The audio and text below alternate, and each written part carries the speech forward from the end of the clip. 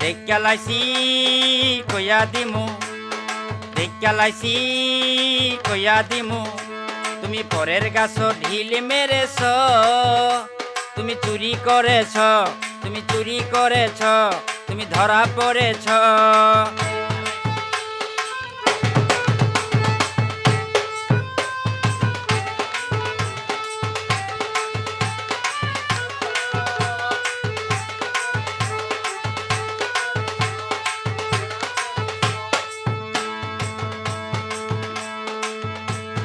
নিজের গাছে ফল থাকিতে কেন অন্যের ফলে লোভ করেছ?